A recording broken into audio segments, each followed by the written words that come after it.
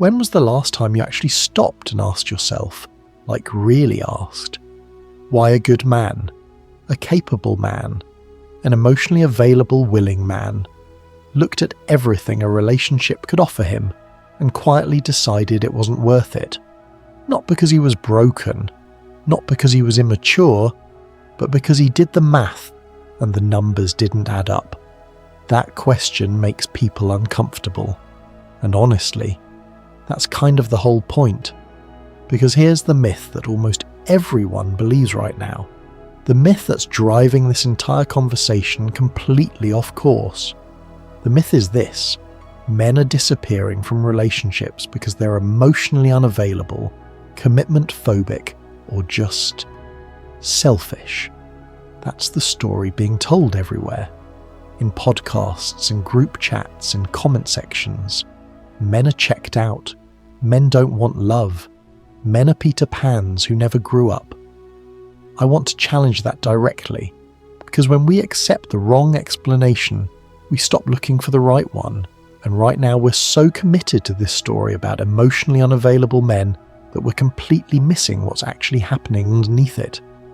Dating has always evolved, but 2026 has introduced something different.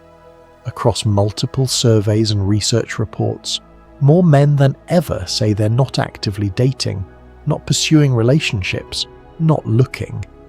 But here's the thing, that surface level fact just gets used to confirm the myth. See, men don't want this. And then nobody asks the next question, which is, why? Young adults today are living in what researchers are literally calling a depressed dating economy.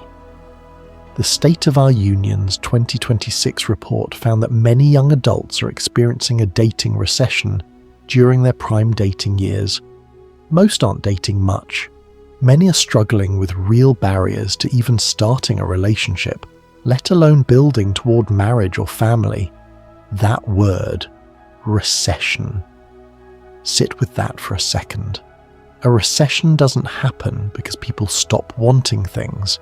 It happens because the conditions that make exchange possible break down, and that's exactly what happened here. The conditions broke, not men. And here's something that gets skipped over constantly. Despite the narrative that young people only want casual hookups, research actually found that 83% of women and 74% of men strongly prefer dating culture focused on serious relationships and real emotional connection. Let me say that again because most videos just blow past this. 74% of young men want serious relationships. That's not the profile of a generation of commitment phobes. That's a generation of people who want something they can't figure out how to find. Or more accurately, something they've found, and then been burned by enough times that the risk-reward calculation has shifted. There's also this detail hiding in the research that almost nobody talks about. Nearly 2/3 of men in the 2025 National Dating Landscape Survey reported they hadn't dated or had only dated a few times in the last year. And about half of all young adults surveyed said they actually want a relationship. So think about that gap. Half want love. 2/3 haven't dated in a year. That's not apathy. That's fear dressed up as apathy. Or something more calculated than fear. It's the withdrawal of someone who's decided the game isn't worth playing the way it's currently set up. Now. Here's where the myth becomes genuinely dangerous. Because if we keep saying men are emotionally unavailable, we never address what actually pushed them back. According to Pew Research, about 51% of men under 30 are now single. And underneath that number is something darker. Gallup polls and the American Perspective survey show that 25% of men under 35 report feeling lonely frequently. 15% report having no close friends at all. American men aged 15 to 34 are the loneliest in the Western world. Nobody prepares you for that. You hear, men are checking out, and you picture confident guys who just prefer their freedom. You don't picture lonely men who've quietly stopped believing they have a place in the emotional lives of the people around them. But that's much closer to reality for a lot of them. Here's what's actually happening underneath the behaviour. Men aren't walking away from love. They're walking away from a version of pursuing love that keeps costing them enormous energy and returning almost nothing. And that distinction matters more than anything else I'll say in this video. Dating apps promised endless connection. Instead, a lot of men report ghosting, low response rates, and just exhaustion. And the numbers are starting to show it. Match Group reported a 5% decline in paying users in 2024. Tinder payers dropped 8% year over year by Q4 2025. Bumble's paying users fell 16% in Q3 2025. Men aren't just pulling back from real-life dating. They're pulling back from the entire digital infrastructure of it. And the myth says that's because they're lazy or shallow or whatever explanation is popular that week. But here's what I actually think we're watching. A generation of men quietly calculating what it costs to pursue connection versus what they actually get back, and then making a decision based on the answer. Research suggests that 50% of single men are actively seeking relationships, compared to 35% of women. So men are operating in a market where demand exceeds supply. What happens in that environment? The cost of entry goes up. Standards on the supply side rise. And a certain percentage of men, after repeated rejection, after putting in real effort for very little return, make a quiet decision. The juice isn't worth the squeeze anymore. This is the turning point nobody wants to talk about, honestly, because it implicates both sides. Here's what makes it genuinely tragic, though. Despite all of it, 74% of men who aren't in a relationship are still open to dating, and 68% of unmarried men still want to get married, with another 21% unsure. Do you see what that means? Most of the men who look like they've checked out still want to get married. They're not philosophically opposed to love, they're situationally defeated by the pursuit of it. And there's a massive psychological difference between those two things. And here's where I want to get specific, because this is where most conversations stay too vague. Young men today have higher rates of ADHD and autism, more issues with drugs, gambling, addiction, lower earnings and career prospects than previous generations, fewer friends, less social connection, less civic engagement. Now combine that with this. A 2025 Pew study found that men are significantly less likely than women to turn to friends, family, or mental health professionals when they're struggling. The UK's Community Life Survey found that men actually underreport loneliness because admitting it feels like a violation of what they've been taught masculinity is supposed to look like. So you've got men who are struggling, lonely, with fewer resources, less likely to ask for help. And the cultural message they keep absorbing is, the problem is men. Men need to be fixed. Men need to be corrected. I want to be careful here, because this is genuinely complex. The critique of certain male behaviour isn't wrong. There are real patterns in how some men treat women that absolutely deserve to be challenged. That's not what I'm questioning. What I'm questioning is the psychological consequence of an entire generation of young men absorbing the message that their nature is fundamentally suspect before they've ever done anything to earn that suspicion.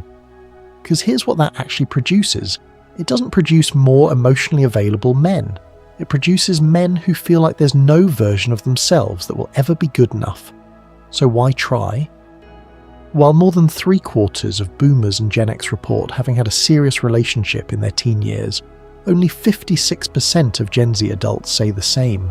And the easy explanation is technology, phones, social media, video games. Men are distracted. And yeah, those things play a role. But technology explains the mechanism. It doesn't explain the motivation. It doesn't tell you why men are retreating into those spaces instead of pursuing connection. The why is the thing nobody's actually addressing. Research keeps landing on one word that I think is really telling. Not desire, not interest, confidence. Only about 1 in 3 young adults express much faith in their own dating skills. Men want relationships. They just don't believe they have what it takes to successfully pursue them. And in the absence of that belief, withdrawal feels safer than repeated failure. This is the part neither side ever explains to the other.